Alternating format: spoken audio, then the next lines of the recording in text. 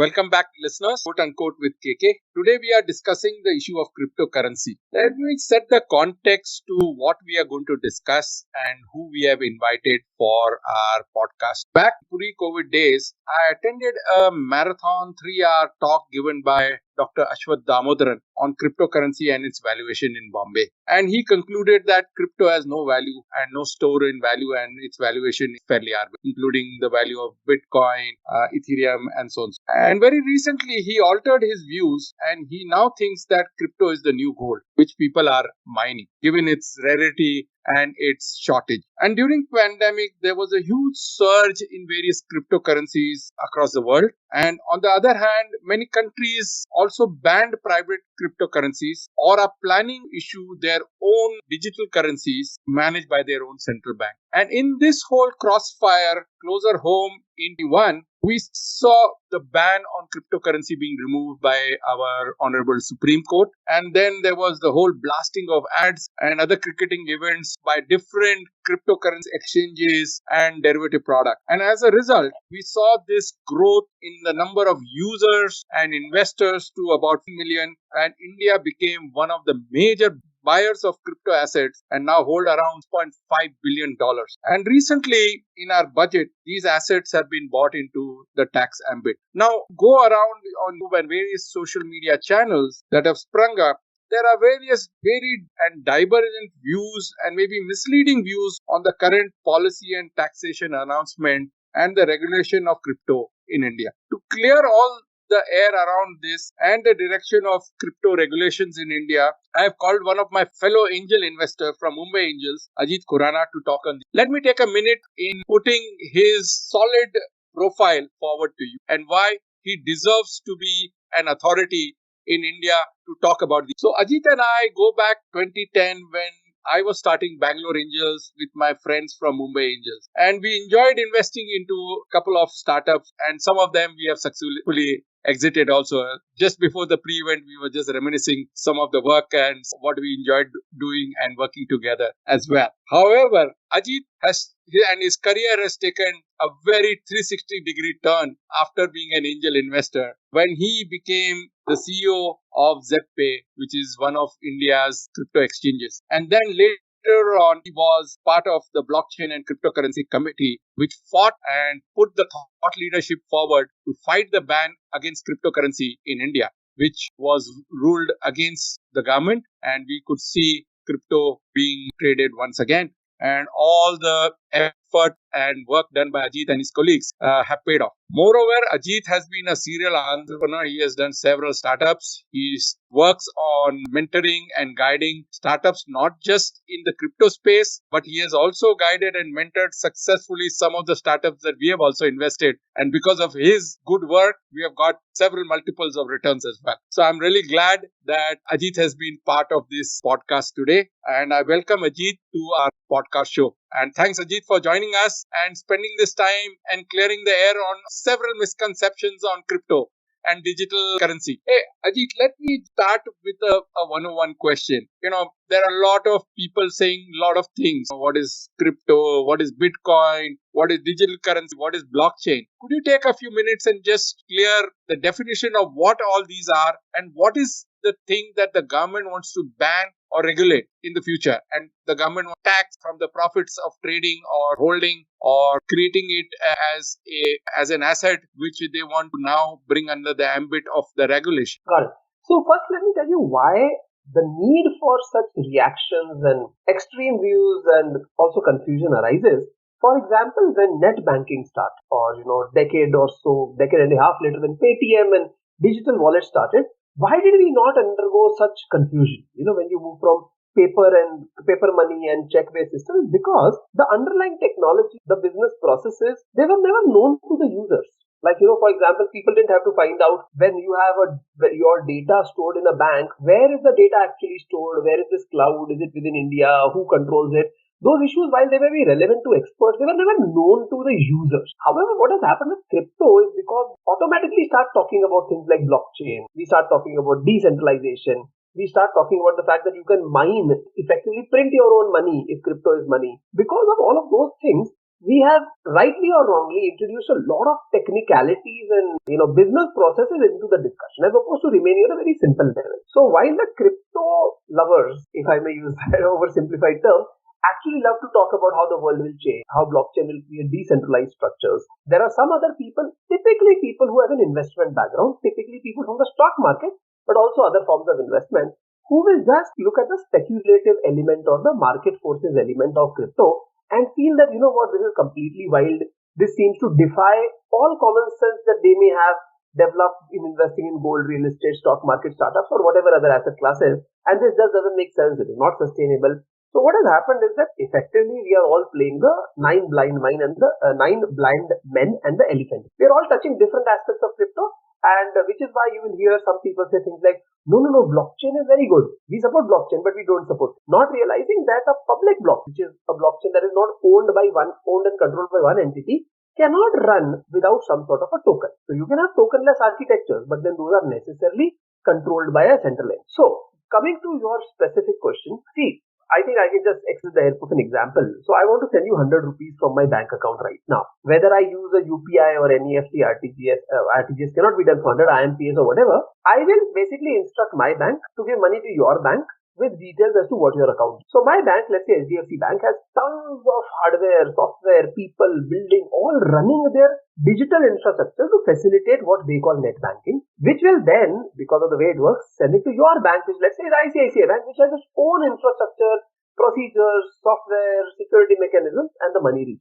People don't know this. People think that a button click, magically creates the money there. If I were to send you 100 rupee worth of Bitcoin, however, now there is no HDFC Bank, there is no ICICI Bank, there is no organization in between. That literally, as in please, your viewers who don't know Bitcoin may not fully realize that literally no organization, because people may have heard that there are exchanges, etc., but they don't play any role in this, and this is done technology. Which means, if you, as in anybody with basic common sense knows that surely there must be computer systems that do it, there must be software that does it, those computers have to run which consume electricity, and maybe there are many of them, they could be located everywhere. So who is bearing the cost of all, and why are they doing that? What is their vested in? So as to run, let's call it an autonomous system like this, there has to be some governance and some incentive. Bitcoin, which was the first token, and I'm at this point talking only of Bitcoin, but frankly, over time, Ethereum, etc., did something similar, created a system where it says, to participate in the network. By participate, it means to maintain a copy of the database, call it distributed ledger, to run your hardware, to run your software, so you're giving your own resources, time, effort, money, electricity, etc. I will periodically give the participants a chance to get a token of appreciation. I'm using the term token of appreciation as my own creation, and this token will have a name called Bitcoin. Unintended, I would say. Yeah, because it's a token. And literally, that is what it is. The very act of you participating in the system and getting a token of appreciation does not lend that token any market. However, people who see what is going on, that we have created an autonomous system of transferring value, such as, a banking network transfers value, PayPal transfers value, MoneyGram, Western Union, Visa network, all of these transfer value, but they have huge infrastructure and centralized structures and market valuations, but we have created an autonomous system of achieving the same end outcome. They say, hey, this is huge. And tomorrow, e-commerce could be autonomous. Uber could, like structure, could be autonomous. Many things could be autonomous. So they say, this token has some more. And that is where a market gets created for, right? If literally everybody in the world thought that Bitcoin has no value, it will have zero value. Just like if everybody thought that gold has no value, it will have no value. So there is definitely that belief system. It stems from the fact that people believe that something great is happening. So this is all there is to Bitcoin. Then later other cryptocurrencies came, most notably in 2013 Ethereum came, which had most or all of the characteristics of Bitcoin, but it also, because it had the second mover advantage, it became a little more programmable and controllable and flexible. So that is where the concept of smart contract, which is basically nothing but programmability, came in. And that is why today Ethereum is one of the biggest cryptocurrencies in terms of usage, transactions, etc. And since then, a lot more evolution has happened, a lot more cryptocurrencies come. This is at the heart of it. If one says, I don't care about any of this, tell me why the price has gone up from, 1 cent a decade ago or whatever it was, $1 a decade ago to $45,000. Well, that is what the market deemed it, right? If some people say, what is the guarantee because there is no government supporting it, what is the guarantee it won't go down to zero? Well, there is absolutely no guarantee. And if you look at the history of money and monetary systems around the world, there have been monies of various forms which have gone down to zero. And Likewise, there is no guarantee that the Indian rupee or euro or dollar also won't go down to zero, especially with the huge inflation of asset prices and deflation of purchase power. So that is roughly, I would say, what this entire game is about. It became more interesting later, but I'm sure there'll be other questions that I can give that. All right. I just want to ask you one more additional corollary question. What is a digital currency? EU wants to now issue, we are hearing that in the budget, digital rupee is going to be issued by our Reserve Bank. Certain countries like the Bahamas, Antigua, Barbados, St. Louis, Grenada, they have issued a digital currency on the same back end of the blockchain. What is the difference between a digital currency issued by a central bank versus a cryptocurrency issued by a private issue? So I must actually add one more comparison. So let us say the Indian digital rupee issued by RBI, which hasn't yet been issued but someday will be issued, versus Bitcoin versus the UPI or bank accounts 1 rupee. So how do you compare all of this? 20 countries today are talking about and are at various stages of discussion and implementation. Actually, that is a very difficult to understand word because we have been able to digitally transmit money with Paytm, with UPI, with net banking, with NEFT. So, wasn't that digital money? So it is a little difficult to explain what is really going on here. Having said that, I personally think that the best name for what the central bankers are presently talking about, cryptocurrency, because it will be based on cryptographic or maybe even non-cryptographic structure. So I'll explain what that is. In what was it, November 8th, 2016, when India went through demonetization, if I'm not mistaken, that was the date. Correct. And there were many reasons why India went through demonetization, but one of them was that digital money or money through banking networks are far more trace than, let us say, currency. Despite that, globally, as in India, the use of currency notes is very, very prevalent. And if we try to see why that is, there are many reasons, but I'm focusing on one very important nature of paper money is that it is peer-to-peer. So, for example, if you and I are close to each other, namely physically located close by, I can literally just hand you a 500 rupee note. I don't have to do KYC anywhere. I don't have to have an account anywhere. I don't have to have some sort of a digital wallet. I can just hand it to you. Now it is yours. It is easily spendable. You can do whatever you like with it. And this ease of not having to affiliate yourself with an organization, get their app or KYC with them or have to report what is going on has been one of the features that makes paper-based money so convenient and easy. What digital money does, is your specific question, what digital currency does, is that it creates a peer-to-peer format of money. So when you have to have UPI, I have to have a UPI account somewhere, maybe with Paytm. You have to have a UPI account somewhere, maybe with whatever, HDFC Bank. Only then can we send UPI to each other, which is routed through our bank. Which means there is these organizations that we have to be part of, which have to, especially in the case of the lower income or very lower income category people, they may not even be banked. India has 19 crore unbanked adults, but currency notes, any two people can transact. So in light of that, I feel that digital currency, the way it has been defined, is that if I have it, and of course I need a device and internet connection, that is a prerequisite, I can transfer it to you even if neither of us has any institutional account or affiliation, very much the same way as we transfer paper-based money. That I think is the most outstanding feature. Then of course the fact that it can be programmed and can be made more intelligent than dumb digital money, which is what we presently use almost everywhere in the world, is the redeeming quality. It is very different from cryptocurrency from an investor's point of view, because one Indian digital currency issued by RBI, 1 rupee, will always be equal to 1 rupee coin of India, will always be equal to 1 rupee of UPI, NEFT or whatever. So there is no speculative element where it is just a technological innovation. However, it has similarities because it will probably move on a blockchain or similar structure. So technologically, they are identical to other cryptocurrencies like Bitcoin, etc. But in terms of functionality, they are very different because they are a central entity. Most notably, the monetary policy, as in who governs supply, demand, and those how much will be released into the market. Well, the same RBI does it as the other Indian group. While in the case of cryptocurrencies, it is an algorithm that makes that decision. So some similarities and some dissimilarities. Ajeet, this reminds me of the work that I was doing in Africa back in late 90s and early 2000, where, people used to transfer money using their prepaid charge from one to another and transact. And this seems to be now from a mobile service provider. It is now to a central bank to regulate that. Very simply, I feel that's what a digital currency is going to look like.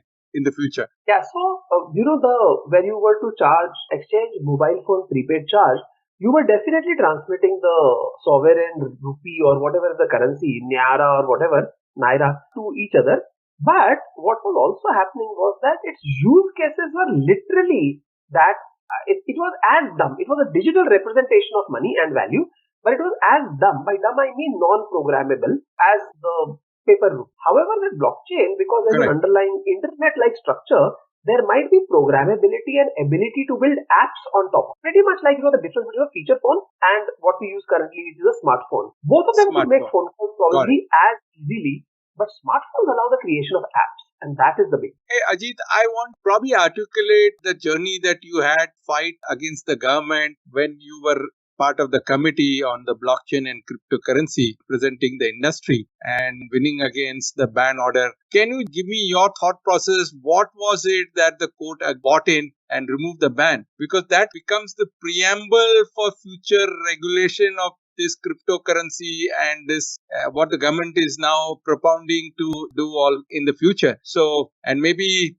if there is a full ban on private cryptocurrency, then perhaps there would be another round of court cases following through. So I want to hear it from the horse's mouth. So I must first tell you that your question has made certain assumptions which are very commonly held in India and based on media reports which have suggested it. But the absolute reality is a little different. First and foremost, our case, or for that matter, the case that you referred to, the government was not party to. The Attorney General may have been asked some questions, which is a separate matter, but it was basically the IAMAI and other people who were clubbed into it with the Reserve Bank of India. Now, we may loosely say that RBI, government and all is the same. So, I'm just trying to tell you one thing. Second thing is that there has never in India been a ban on cryptocurrency. Never. So there was no court case about that. So just to again specify so that your viewers get a very clear idea, what happened in end March 2018 was that having issued for years before that issued warnings to the public about the risks associated with participating in the crypto market, RBI actually issued a circular which was either on 31st March or something like that, which told all its licensed entities, fundamentally they are banks, but then also payment gateways, payment wallets, and basically anybody who is licensed by RBI, that those people cannot facilitate transactions or hold accounts of people who are into crypto, which actually means that crypto is not banned, but you can't use banking channels to buy and sell. In fact, at that point of time, one of the senior government officials was questioned by Shirin Bhan, who is the chief editor or whatever editor of CNBC, if I'm not mistaken, that so you are banning it. They said, no, we've not banned it. So he said, then how will people transact? That chap, maybe jokingly, but on TV said you can buy and sell in cash. Because of course some people are laughing and he was laughing, so I don't know how serious he was, but that is not the point. The point was that the buying and selling, even after that, act of buying and selling was not illegal, possessing was not illegal. You couldn't use bank accounts for that. So people started doing peer-to-peer trading, which is largely untraceable, which of course, because of the banking ban, should also have been banned, but it's very difficult to find two people who are transacting money and know what the intention for that is. When we went to court, by the way, there were several court cases in several high courts and then in the Supreme Court, which were all clubbed together, which is a very common thing to do when subject matters are so similar. I was party to all of this. By party to it, I don't mean party in the legal sense, but I was part of this entire initiative for the first 3 or 4 months in terms of briefing the people who are going to defend us and coming up with how we are approaching this whole thing. Then, of course, there was so much data to be collected, which actually, very interestingly, that was the only point in Indian history. Never before nor after has so much accurate audited data been collected on the Indian crypto ecosystem. So a lot of the numbers that you hear of today, such as even the 15 million number that you talked about, actually is some sort of an extrapolation from that number which was once upon a time authentic. I do believe that the 15 or a max of 20 million is probably the correct number at the time of this conversation. But I'm telling you the basis of it. It's not as if companies have come and disclosed their numbers. So we worked on it. We talked about our right to carry on a trade. We said that the government has not said it is illegal. So how can we possibly work without this, etc., etc. And eventually my employer, who have listed as Zebpay, which is correct, and several other of the incumbent players faced huge heat and decided to shut business or modify business substantially. So I was no longer participant in the case for, let us say, the last 14 odd months that it ran. Again, just probably there was a misspeech. The January of 20, not 21, was when the Supreme Court verdict. So at that point of time, while of course a judgment should not be trivialized into a sentence because there's a lot of reasoning that goes, I think it was 160 pages, but what it came down to was that RBI's action was very disproportionately harsh, right, of actually banning. And that was the basis on which finally the court case was won. And there were other factors. And it was clear that it is not RBI, but the Ministry of Finance or the Government of India who should be making up their mind. At the same time, while the ban on banking was going on, an interministerial committee headed by the then Secretary to the Department of Economic Affairs, Mr. Subhash Chandra Garg, was set up.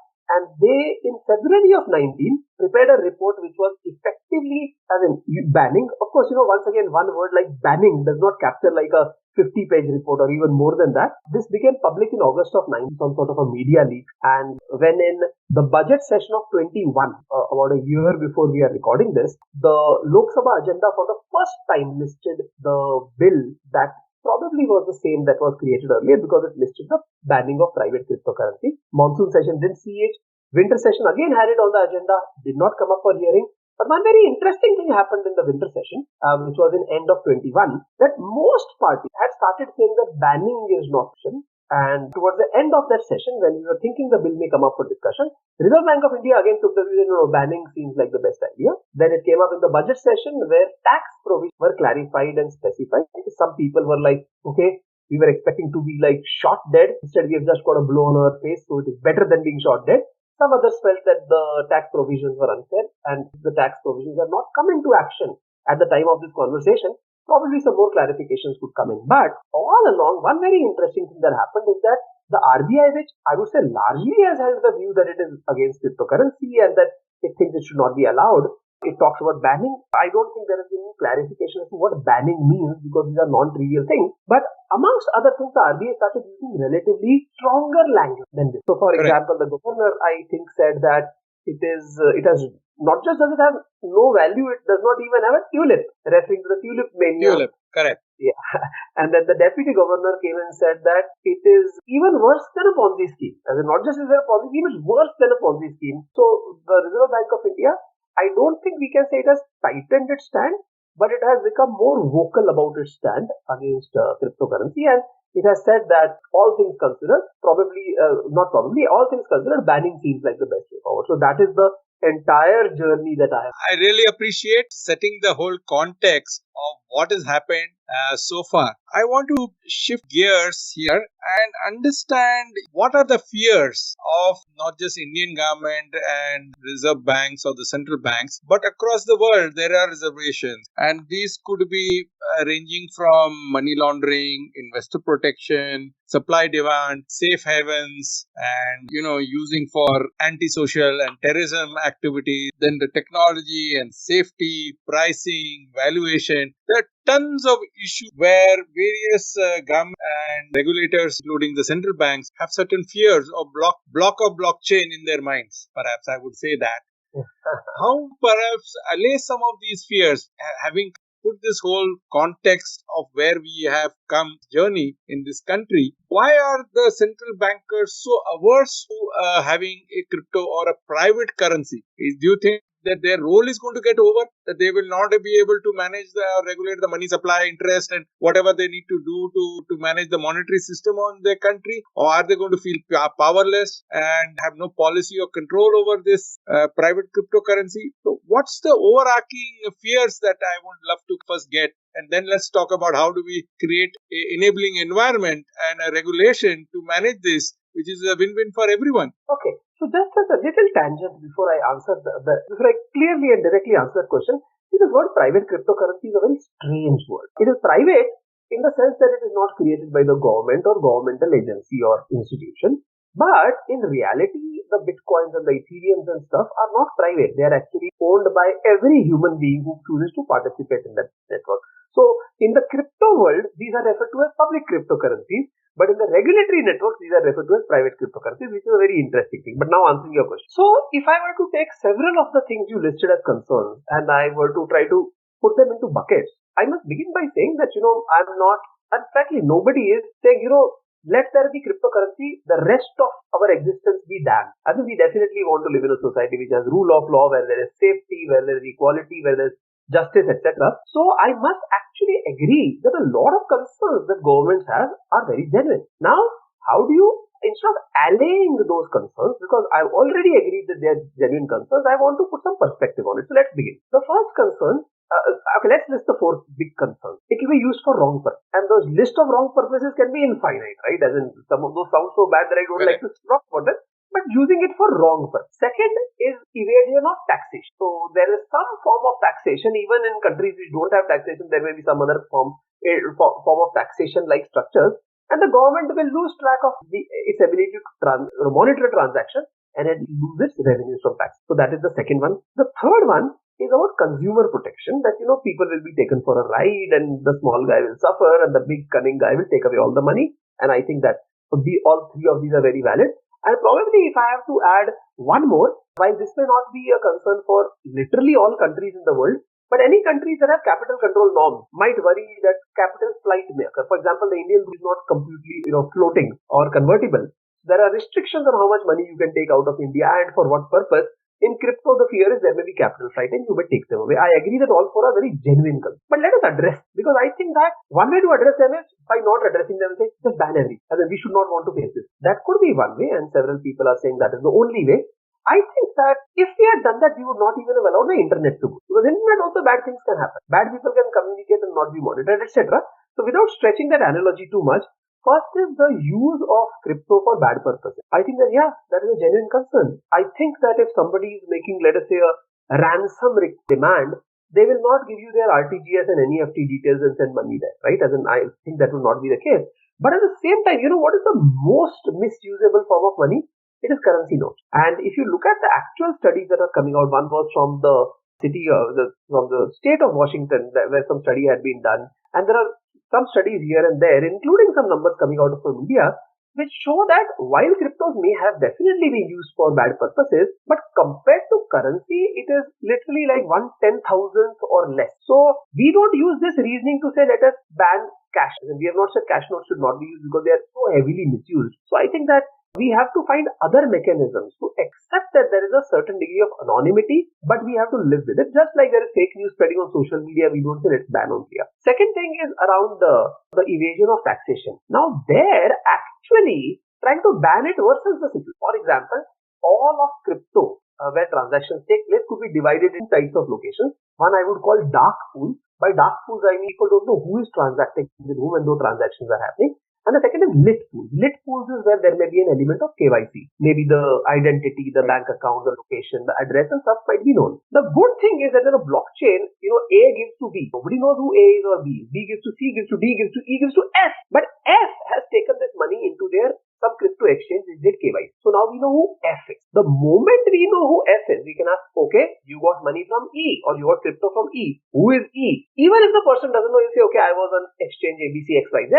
That is where I got it from. So you can actually back. And today, because these are purely digital transactions, you don't have to manually backtrack. You can actually have tools which are called chain analysis tools, which can help you locate such people. Which is why if you can even find some traces here and there, you can make the picture of the whole thing. And I think the introduction of the TDS, not 30% tax, but the introduction of the TDS, actually, one of its objections for if international viewers are watching, TDS is tax deducted at source, which is basically withholding tax. So the introduction of withholding tax actually creates markers in this entire transaction chain where you can identify, because you need to know who withheld whose tax, so both sides of the coin are known. So I think that taxation actually gets help if you don't ban it, but instead require certain discipline. The third problem relates to capital flight. Actually, that's the fourth one I listed, but let's list that as the third. I think that is definitely a challenge.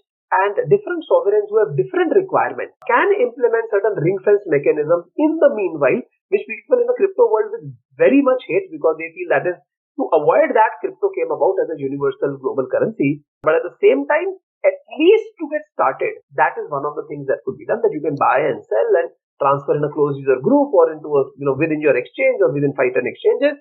It will significantly reduce the usage of crypto and definitely stifle innovation, but some countries have taken that approach as, okay, let's do the baby. So that is the third one.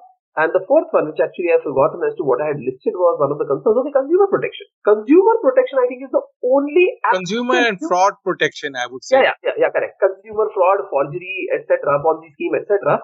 I think that is the only part of concerns which literally 100% of the people agree is wrong, should be avoided at all costs. And in a paradigm which is as juicy sounding that, hey, somebody put in 100 rupees and 10 days later it became 200 rupees and the people are becoming millionaires overnight or in the period of a year or so, there will always be fraudsters, scamsters who will come up and try to prey upon the ignorant and give them too good to be true, get rich quick kind of opportunities. So I think that this area has to be very, very heavily, you have to come down with a very heavy hand on this. Coincidentally, mis-selling of financial products is not new to India or the rest of the world. They may not have been crypto products, Correct. but I don't want to start listing it. Mis-selling is very common. Even hedge funds and other investment products. Oh, absolutely. You live, and there's just so many years, and history is strewn with that. And crypto definitely has all the characteristics of being heavily missold, since we have dealt with mis-selling of these products and how advertisement can be done, how returns have to be specified, like SEBI itself tells mutual funds how to do that, etc. Those rules, if nothing else, we can just inherit from existing systems that have been created. And then, of course, more evolved crypto-specific regulations and disclosure mechanisms to come in. So these are the areas, and I have told you what I feel about them. I do agree that there are concerns which are very genuine for all citizens, even on governments and central bankers, because we are all part of one system. But I cannot see how this leads us to say, you know what, let us just close our eyes and just not do innovation, not use technology, because frankly, we would all have to just shut everything. We would have to not allow cars because they sometimes kill people. Absolutely well put, Ajeet. I think there is a lot of wisdom where you are counteracting the fears in the regulators and the bureaucracy. I was talking to one of the bureaucrats, not to be named here, who is working behind the scenes on this whole regulation of crypto and the crypto bill. And one of the things that he told me is that, we don't like the cryptocurrency, but we like blockchain. I said, but that is the underlying technology. If you don't have anything on top of it, what are you going to do? You are just building the rails. There's no railway carriage to go on top of it. So where will you go from point A to point B to regulate this whole cryptocurrency or thing? So this sort of naiveness there with some of the bureaucrats at this point in time. I'm sure you may be also feeling about it when you are walking in Delhi and some of the bureaucrats who are behind the scenes working and consulting with you on the proposed cryptocurrency bill. How do you address these sort of mental blocks, people who have just half knowledge and don't want to understand the other part or other industries' woes and what the opportunity for the country could be by maybe technology, outsourcing, services, which India could become another global outsourcing hub to manage all this for the rest of the world. How do you bring the use case and a case for a better and enabling regulation when they don't understand the full big picture? So while you are right that not just in the case of cryptocurrency, but in every case, when somebody doesn't want to listen, you can't make a good argument. But I must tell you that my experience with Reserve Bank of India, SEBI, Ministry of Finance, within that Department of Economic Affairs, all of them, I could just keep going on and on. My experience actually has been very good. Probably it has been good because I was always there when they invited me. It was not as if we were trying to make our way inside and saying, please listen to me. So they were, I found, quite receptive. And I must tell you that while given their compulsions, they probably are reaching conclusions which I disagree with, but the analysis of the starting point is not different. For example, on 14th of February 2022, which is just a few days before this is being recorded, the Deputy Governor of RBI actually made a speech at the Indian Bankers Association. And if I were to just divide the speech into two parts, the first half and the second half, the first half was beautiful. I was so happy that this person understands what it is, as in all the dimensions of it, all the arguments, etc. The second part, where he said that he's going deeper into it, and hence rightly so he shared his conclusions and opinions. There, of course, my view is differing than his because he's led to the fact that the arguments are not right and we don't need it and the benefits are very little and it should be banned. So the conclusion, while he's of course welcome to his own conclusions and he has to do the best for the purpose that RBI has been built and probably is doing that. But it is very interesting that most of the people that I have interacted with, it is not that they don't understand, okay, which is a common perception. Like a lot of people I talk to, they say, government doesn't understand, bureaucrats don't understand. What I find is that, we are dealing with intelligent people here, we are dealing with people who have faced very complex issues. I think that what tends to happen is why, despite understanding their conclusions and our conclusions are different, is that we are a little more optimistic and we look at all the upsides. We look at how great things can be how India can progress, entrepreneurship can be created, ventures can be created, India can have finally its day under the digital sun as opposed to always being a decade later. At the same time, they are very heavily driven by what can go wrong, right? So, which, by the way, I'm not blaming them for it, but at the same time, it is like, you and I have been part of, right in the introduction you talked about, we have been part of investment in certain startups. And let us say there are good founders, right? The two buckets of founders. One is the founder who is out there to win. And second is the founder who is out there to not lose, right? While they sound like the same, but often very, very differing concepts, right? So I think that may account Correct. for why it is taking a little bit of time and why there is such difference of opinion. Luckily, this is a global phenomenon. Very few countries can remain isolated and insulated. India has never tried to be, economically isolated from the rest of the world, especially countries like the US fundamentally, which drives a lot of economic thinking or monetary thinking around the world. Then also, of course, England and Singapore, maybe to a peripheral effect to some extent Canada, Australia and other countries. So given that there is some international precedent to all of this, I think that I don't see India going about in the isolationist way. India did not ever ban Google, India never banned Facebook, which China did, for example. I don't see it happen. Ajit, let me pivot this whole issue. If you were the bureaucrat drafting the new crypto bill, how would you the various parts of the crypto bill that it is enabling, it is safe for both the investors, the consumers, all the ecosystem players, and it gives government a full access the income generated by this ecosystem by way of tax. So there's no here's the leakage. thing. No, I understand. How would Here's you the thing think or imagine a regulation or the crypto bill where all these concerns and all the parties are taken into confidence and they operate harmoniously without other lobbying, and then we have to go run to Delhi to FICCI to the lobby, change this to change that, like what happened in GST and many other new age regulations that have come about?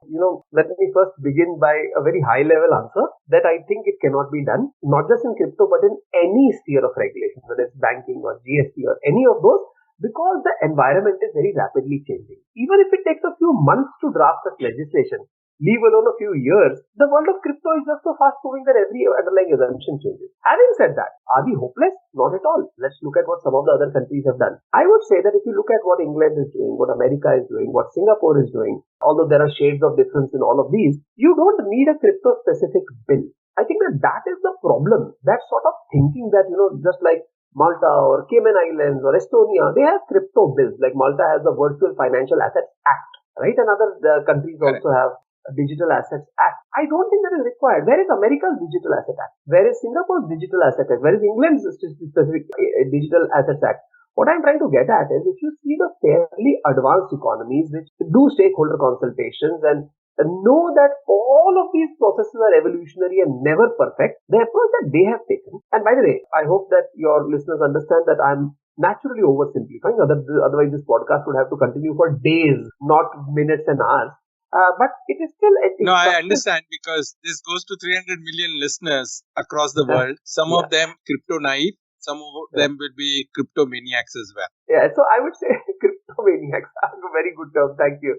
I personally think there's a song called Crypto Maniac, which I put it on my playlist as well when the crypto bill came in. Okay, I'm not I don't like to call myself a maniac of any sort. Having said that, a lot of these advanced economies actually have started reading their existing regulations to include crypto, or they may even have tweaked some existing regulations, such as the Money Transfers Act in the US, or the E-Money Act in the European Union, or the Payment Services Act in Singapore, which by the way are not crypto-specific regulations. They deal with much broader issues, but they either have been read to include cryptocurrency, or they may actually have tweaked their existing regulation a little, maybe introduce a para clause or sub-clause or whatever to include it. And that is how these countries are effectively regulating cryptocurrency. And here, ladies and gentlemen, the most insightful thing you are hearing on this entire podcast, actually India has done that. If you look at the budget of February 2022, we actually made formal edits in our Income Tax Act. Specific sections were introduced, words were changed, replaced, etc. So we have actually done exactly what the world's greatest economies have done, namely take their existing securities acts, existing income tax acts, existing indirect tax acts, existing acts around various sorts of AML, KYC, compliance, etc., and just tweak them to include crypto. So India actually, that is why when people started saying that, oh, by imposition of tax, crypto has become legal or become formal in India, while those are far-fetched conclusions, technically speaking, the fact is that India did change its existing statute, the tax statute, to include an understanding of crypto, which is a great first step, and it puts us into the same category as the America, the England, the Singapore, etc. of the world, which I think is a good company to be in. Now, if our GST Act also, and our SEBI Act also, and our RBI Act also could be read to include some aspects of crypto, or maybe some can be made to our FEMA also, to our PMLA also, and all of those acts which touch crypto, I think you don't need a crypto bill. Probably there'll be a time in the future where not just if you have a crypto bill, you may have a crypto regulator. But it's evolutionary thing, right?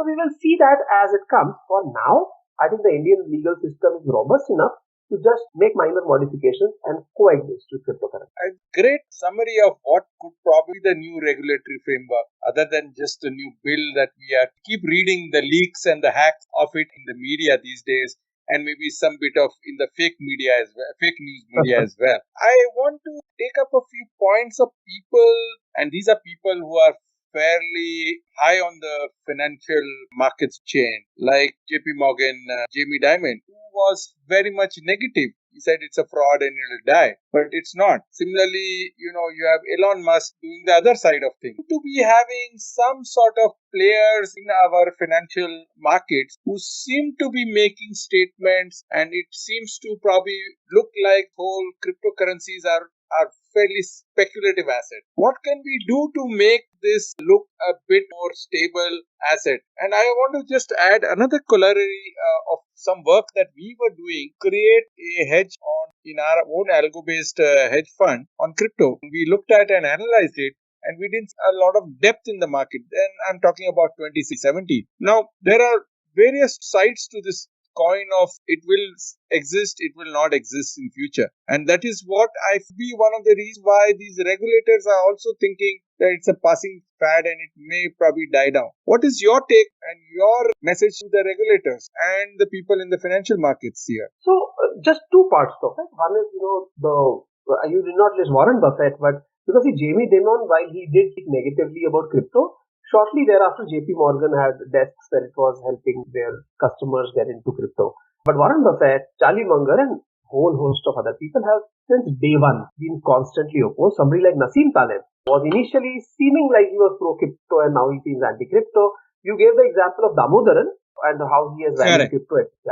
So I think that both sort of self-serving examples are available. If you want people who huge fans of crypto, you will find some gods of finance who are, and some who are not. I personally think that... the Wilkenross brothers, the first crypto billionaires, they lost the Facebook, but they made it somewhere else. Yeah, so, what I think that's the correct approach here. By the way, I'm a huge fan of Warren Buffett. Despite his view on cryptocurrency and despite the fact that in 10 years, he has not even been able to generate index returns in the stock market where he's supposed to be a guru.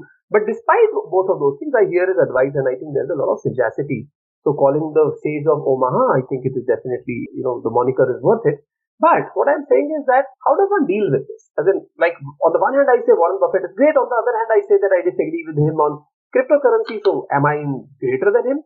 I think that is not the correct way to look at it. What has happened is that human beings, there is no human being alive today, even if there are some who may be 152 years, 100 years old. I don't think anybody is that old. But there is no human being alive today who was around when a new asset class was created. Like if you look at all the biggest asset classes, there is real estate. I'm sure 1,000 years ago, people had some sort of real estate rights or ownership rights over land. There is gold or precious metal. There is ownership-based asset, whether you call it equity or partnership or whatever. So there are various asset classes. There is energy-based or oil-based, etc. But these have existed since forever. Cryptocurrency has challenged our thinking because it is the first time in probably generations that we have once again faced the emergence of an asset class. Think about it as, the first time gold was discovered. And some people thought, oh my God, this is great. And some others thought, it's just one more of those shiny things and who cares about it? So we are in that moment. So it is literally going to be impossible to try to take a view and hold on to it forever. In addition, adoption or acceptance is anyway a key driver. Like right in the beginning, I said that if people don't adopt crypto, they don't want to give any value beyond zero to Bitcoin, then Bitcoin has no value. So given that we don't know how these things will evolve, Given that the use cases, while they exist, clear use cases of crypto exist, the fact is that still the total market cap of all crypto in the world today is around $2 trillion at the time of recording this conversation. And Apple Computer itself is greater than $3 trillion, which is like one company, although a very big one. So to that extent, it does seem like a fringe activity. In fact, though in March of 18, Reserve Bank of India took an adverse view on the banking support to crypto industry. In February of 18, in one of their studies, I don't know what term they used. They probably used it virtual currencies to describe this. They themselves said that at present this is a very fringe activity, and if it remains there, there is no challenge. But it starts moving mainstream, there would be a challenge. So yes, I think that some of the points and assumptions that these people are making are right, but everyone, the ones who support crypto as well as the one who oppose crypto, end up necessarily having to make some leap of judgment to reach a conclusion, because we cannot compare it to established asset classes like the 5,000 years of gold or the 100 odd years of equity markets somewhere in the world, etc. So given that limited number of people, the limited value and the limited track record, we necessarily have to make certain leaps of judgment, and when we do that, we are all going to reach different conclusions. I think personally, I'm convinced that this is the future. I have hedged my career into it. You yourself talked about the fact that Ajeet had different background and he has moved to that. I'm one of the oldest people in crypto, coincidentally. Usually I meet people in their 20s who probably have a far more open mind than people who have gone through decades of training. It's like, you live your entire life in one religion. That religion might be the traditional world of finance, the traditional world of stock markets, etc. And suddenly these youngsters come and tell you that, there's a better God or there is a better, shinier religion. Well, people don't give up their that, right? So that is the analogy that I'm drawing about the generational difference in the acceptance. I want to bring in another issue about the future potential and consortiums that are now getting built. There is one consortium that just got announced very recently to give investor confidence and also work and collaborate with the government to draft a better regulation so that it is enabling for them to operate in the country. How do you think these sort of consortium probably lead to market side or dynamics in the marketplace when they gang up, create monopolies or something like that? Today they are brothers in arms, and in future they become the gangsters by monopolizing the marketplace for cryptos. What is your view here? This a latent fear as well that the government wants to come and be a regulator toward that these sort of acts or misdemeanors do not happen in future? So at present, what you're calling consortium, there could be industry body, there could be think tank, they could be operating in a wide variety of ways, there could be national or global, etc. I don't see much of that action happening. In fact, I used to be the head of what at that point was called the Blockchain and Cryptocurrency Committee, which is part of IAMAI, which is the Internet and Mobile Association of India. The name has changed to, both recognize that everybody now likes to call them crypto assets, and now it is not a committee but a council. So today it is referred to as the Blockchain and Crypto Assets Council. Having said that, so I have been part of this.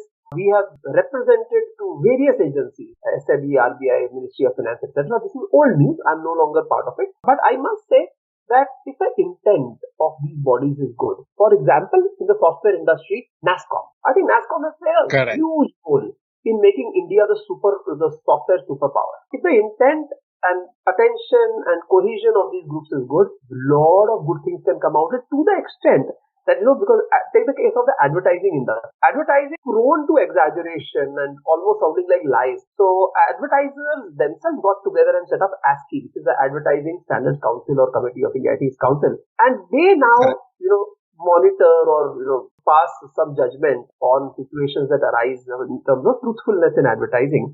I think that an SRO, which is a self-regulated organization, which would be like, AMFI, Association of Mutual Funds of India, or COAI, which is the Cellular Operators Association of India, as opposed to TRAI, which is the governmental regulator of Telecom Regulatory Authority of India.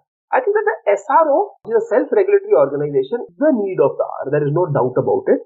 And the only thing is that many attempts, including BACC itself being the SRO, have been made. We have spent large number of lakhs, of tens of lakhs, in drafting such SROs and getting members to agree, etc. There are two challenges with SROs. First, the SRO does not have teeth. So if they say, okay, members should do this, or the industry should do this, and somebody doesn't, they don't necessarily have teeth. This is coupled with the second point, because the it's whip related. Is not there. Yeah, and so the second part has to be that an SRO becomes an SRO, a self-regulated organization, only with the blessings of the regulator, right? If the blessings of the regulator are not there, it is just a bunch of people who are acting all self-important, right? So I think it is an inevitability. Even if there is a regulator, for example, CRAI is a regulator, but there is still a COAI, right? A SEBI is a regulator, but there is still an. Even if there is a regulator, there is room for a well-meaning body such as this, like NASSCOM exists, right? So I think that it is an inevitability. Industry players have to recognize. So industry players recognize this, but they are not giving it enough bandwidth and seriousness. I think that is also one of the challenges that the Indian blockchain / crypto community. We talked about NASSCOM. We have some reports from NASSCOM also on the crypto side. And recently, Intel has launched new chip for Bitcoin mining as well. So there is a lot of investments that are happening both internationally from the technology side, in India from a service point and product point of view. And I feel that India, the government's vision is to make India the drone capital. India is the second largest owner of crypto assets as we speak. Why can't, from a technology point of view, government enables this positively to also ensure that India is the crypto capital of the world as well? Maybe move New York as the global financial capital to Bombay or Bangalore as the world's crypto capital. Why is there sort of a vision lacking in us, or the conviction lacking in us? What is very interesting is that the Deputy Governor of RBI's statement on February 14, 2022 actually mentioned this, that there are people who think that India is very well positioned to become a global leader because it has all the ingredients. I don't think he listed all the ingredients, but these are like technically qualified people, large population, ability to use digital devices, penetration of mobile internet and devices, etc. So he actually addressed it. So the challenge is this. So first of all, by the way, I agree. India, pretty much like in the software industry, is poised to become the global capital of crypto. However, just like our enabling frameworks to make software products, or our attitude and mentality to make software products came much later. We were really service providers, right from coders to Correct. BPOs, etc. Here also we run the same risk that eventually we will let everybody else make products. I think so we were part of that journey to invest into those product companies initially. That is correct. That is correct. Right. So I fear that we may just not have learned from history, and we probably have to take the bus next day because we always miss the bus the first. I hope that is not the case. And let me put it this way. If 2 years down the line or n years down the line, whether it's half a year down the line, 4 years down the line, doesn't matter. We are going to accept crypto and, have all of this in place, which is what I feel is an inevitability. Why kick and push and struggle against it so much today? Why not embrace it as an inevitability and make the most of it rather than give up the benefit to the whole world? The brain drain that the crypto industry is seeing is unprecedented. It is higher than the brain drain that the software services body shopping were experiencing in the early to late 1990s. Correct me if I'm wrong in stating the whole problem of governance crypto in our country. If we were to form a new department of crypto, should it sit in the Ministry of Finance or should it sit in the Ministry of Information Technology? So I don't know the answer to that, to be honest.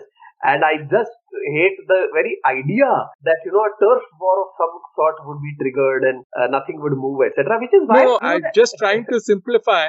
Are we going to be tech heavy or are we going to be financial services heavy in future, where if we were to create a new department or a ministry of crypto or whatever, from a governance point of view, where would it sit? As a part of Ministry of Finance, or would it part of TRI and the Ministry of IT and Telecom? Correct. So Ministry of Finance or Ministry of Electronics, Information Technology, Telecom, etc. I have a very clear answer. If you really want a solution, it has to be Ministry of Fintech.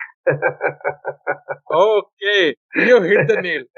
Yes, that is the only way, because these are not different anymore. They are the same thing. Correct. And we have seen some bad apples in fintech. I'm sure we are going to see some bad apples in our crypto as well, some fly-by-night operators and some fraudsters. But that doesn't mean that the whole industry is tainted, is what I conclude from your talk and the way the regulation should be enabling the whole ecosystem.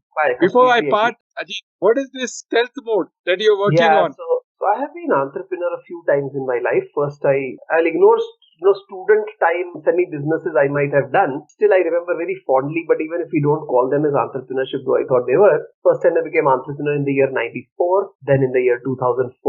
Then I set up an accelerator, I think in 2016 or 16 probably. And now I think it's time for me to turn entrepreneur again.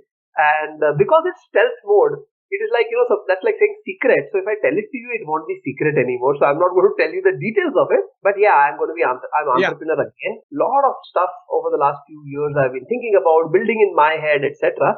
And I'm not coming up with my own cryptocurrency, so I can tell you that. Okay, if that is of any consequence to anybody who is wondering whether there'll be an Ajeet token that will somehow come up. No, that is not on the cards. But I do see a huge opportunity in the crypto space.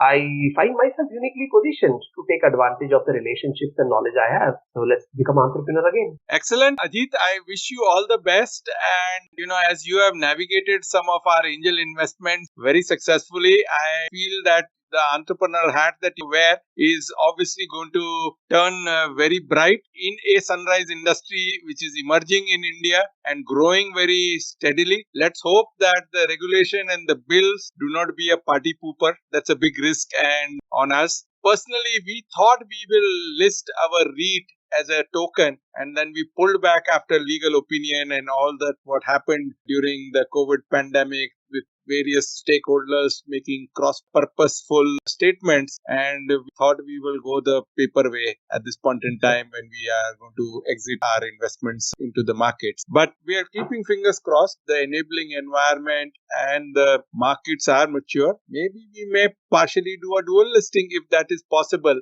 in the future, where you can even tokenize as well as you can list it on the bourses and you make it fungible, like Sounds what good. we have All the dual best. listing All the in best. India and the NYSE and Nasdaq of some of our Indian stocks. I guess that is what I'm waiting forward to see if could be possible in the near future with the new regulation. But I really appreciate you taking our time and talking very candidly with us, sharing your experience. And rightly, you have been a great first mover and a thought leader of this age band we come from to talk about something which is very young and youngish with the younger generation. So I really appreciate and thank you so much for taking the time out and talking to us. Before I let you go, I need to make a few announcements. I'd like to thank our sponsors for making this possible to have Ajeet and talk on this subject. What I also want to announce is our next podcast is on happiness, and we are getting the ex-governor of Pondicherry, Dr.